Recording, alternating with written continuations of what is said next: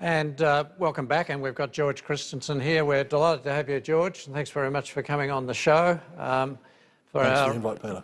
Our pleasure. For our audience, George came into the Parliament in 2010, I think, and he's in the LNP, so he's part of the Liberal and National Party coalition in Queensland. He's also the whip of the Nats, he tells me. Those Nats get off, on their own and come up with very interesting policy positions, I'm sure. We'll ask him about that. You can tell us all about it, George, if you're the whip. George, the LNP did pretty well in the election, I would have thought, and you did pretty well in yours, although under a fair bit of attack. And in fact, they tell me, I've had a bit of this sort of stuff thrown at myself over the years, so I'm a bit sympathetic on your side, George. Not that... That won't surprise you, by the way, Not that George. Anybody should ever be worried about... No one should be too worried about criticism. If you don't get any criticism, there's something wrong with you as much as anything else. Well, you're doing nothing. Well, you're doing nothing, but they say that you are the person most targeted by social media in the last election. Is that right? That's right. And tell us about it. Yeah, I think that even my staff have framed the article from The Guardian where it says that I was the most abused MP on Twitter, so it's sort of like a little badge of honour in my office, actually. But, you get those lefty Twitter keyboard warriors going off from time to time, and you're always going to do that whenever you say anything that's slightly controversial from the right. The result was, after speaking out on a range of different things, particularly the issue of the Safe Schools program, that we had a myriad of groups descend upon my electorate, not unlike what happened in other electorates, but Get Up in particular was very interesting during the election. They phoned almost 10,000 people in my electorate and spent $80,000 trying to unseat me, and it was an interesting experience, and I think that as Conservatives we've got to learn from it. Well, you certainly had some advantage because I think your family have been in Mackay for a long time. That's in the seat of Dawson. Certainly doesn't do any harm. I think you're... Regional Queensland, that matters. Exactly. And you go back, right, 3 generations in the sugarcane business. Now that makes you the real thing, which is certainly worth a lot, I think, for a lot of people to have a member who understands the issues. You've been very strong also on immigration, of course, though, and I did find a quote from Gert Wielder, where he said in Australia that dual citizens who do not support Australian values should be deported. And I wanted to know, is that your view? And where do you think we're going to go on immigration? Well, I think we've taken one step there as a government, actually, that if you engage in acts of terrorism or go over and fight for foreign causes and you're a dual citizen, you're out. And perhaps there's other things that we should also be looking for if you are going to clearly do something which is way out of line in terms of the values of this nation, the values that you subscribe to when you actually become a citizen here, then my view is you forfeit that citizenship. And I've got to say that's supported by a hell of a lot of people. And I think that the government actually, it's one of the things I think the government needs to go and revisit is those citizenship reforms that under Tony Abbott that we started there. We were looking at people who could potentially get dual citizenship. We should go back and revisit that, and I think that would get strong support from the electorate, strong support from people who would normally cast their vote for, say, One Nation, and it's a way that we can win those people back. Can I just want in the same sort of category, I suppose, things like a death penalty is also, you've talked about that as well. Is that an issue you want to promote further, or where do you think that issue would go? Well, look, I've stated my personal view on that in Parliament, that I think that, that there are circumstances in which the death penalty is warranted. Terrorism, which ends up resulting in deaths, would be one of them. Heinous sort of sexual murders involving children is another one. But look, I accept that we're probably too far down the track to actually go back to the death penalty in this country. I mean, we've signed up to international protocols which prohibit that being legislated by any state or territory in this nation. So my view is one that I'm actually not sure is in the minority out in the electorate, but it's one that's probably unlikely to ever see the light of day.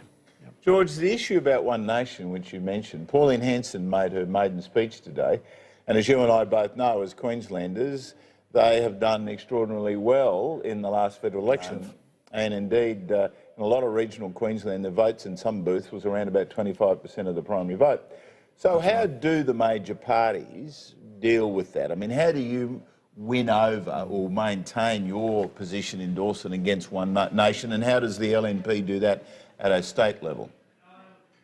Well, you don't do it by coming out and attacking One Nation or attacking Pauline Hanson, and I'm a firm believer in that, because when you go out and attack Pauline Hanson or you attack the party, people who voted for her see you as attacking them, because obviously they subscribe to one of the many views that she has. And what we've got to do is have a look at the concerns that that particular constituency is voting on, and actually deal with those concerns. I mean, you know, whether it's national security, I know that Pauline Hanson might say we should ban all Islamic immigration. Perhaps a nuanced policy which people would accept would be stopping immigration from countries where there's a high level of violent extremism. I think that is a precautionary principle being put into play when it comes to national security, and there's nothing racist or bigoted about that. It's just about security. So these are policy issues I think that we're going to need to consider as a government if we are to recapture this leakage from the right that has gone to parties like One Nation and Pauline Hanson. No use attacking the person or the party. You've got to deal with the issues. And in a sense, that's what John Howard did when he dealt with policy matters, and that's how he retained that vote. Did.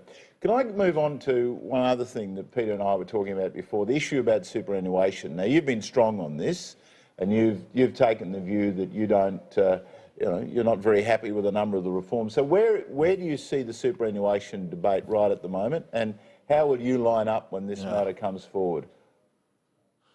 Well, look, I've got to say that I've had some good conversations with Scott Morrison and Kelly O'Dwyer on this issue, and you know those consultations are continuing to take place. But I do get concerned when I hear my good friend Dr. Lee, who was just on before me, saying how much that's one of the reasons I asked. We've moved towards Labor policy, you know, and that's what I say. That the superannuation policy that we took to the election was essentially a policy that Labor would have taken to an election. That's right. You know, it doesn't affect. I appreciate. You know, there was figures released about my electorate saying 350 people or something like that were in that vicinity where they had $500,000 or over non-concessional superannuation contributions. So the minority of people, but the principle. When I come out and I said that I don't believe we should be doing this, government needs to remember superannuation is not the government's money, it's your money, it's the people's money. You would be astonished by the level of support. I walked into the Metropole pub in Proserpine the weekend after I said that.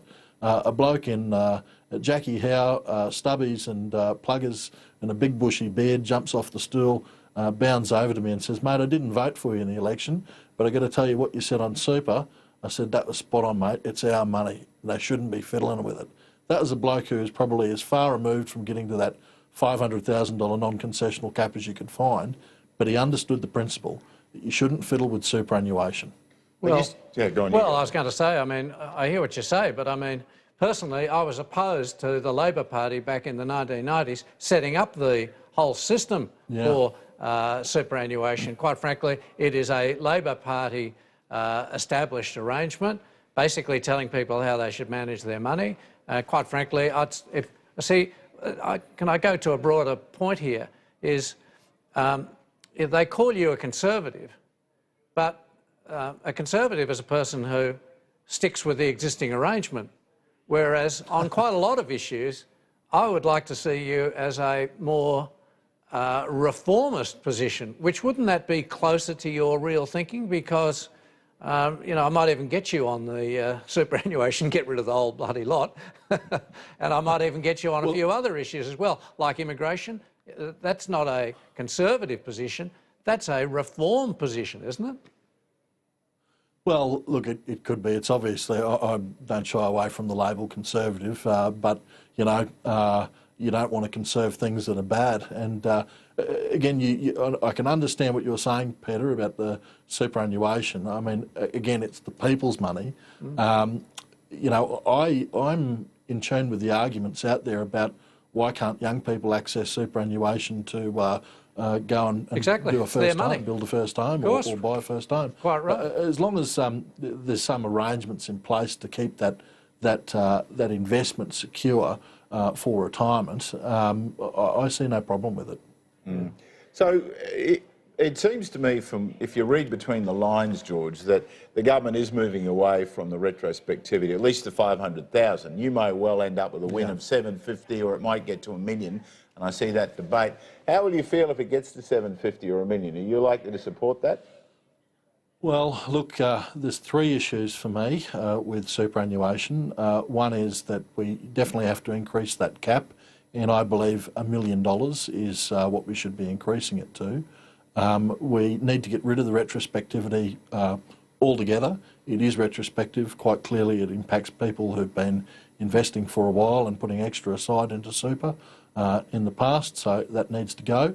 And the third thing we've got to remember, that there are impacts that are going to be on people who have made their livelihoods in small business and in farming. And I've got to say, it is going to be more difficult under the new arrangements for those people to offload their assets, liquidate them, and tuck them away into superannuation. So I want that issue addressed. And look, you know, those three issues I've raised with Scott Morrison and Kelly O'Dwyer, they say they're going to look at them. I'm hopeful that at the end of the day I will see those three things changed, because, I mean, I'm not just saying them for the sake of saying them. That is my threshold. If I don't see those changes, I don't know that I can support the legislation. And look, I'm the National Party whip. It'll mean having to give up my whip's position. I'm willing to do that because this is a line in the sand issue. It's one that the base is so strong about. I get it every time I go to an LNP meeting. People are criticising this policy. And as I said, in the general public, people also have the view it's not the government's money to fiddle with, it's our money. Well, George, unfortunately time's run out. Can we wish you well in your fight in terms of superannuation? Thanks very much. You'll find it strange for me to say this, but I actually share a lot of your views in relation to superannuation. So good luck with it, and we will talk to you again. Thank you, Peter. Good on you. Thank you.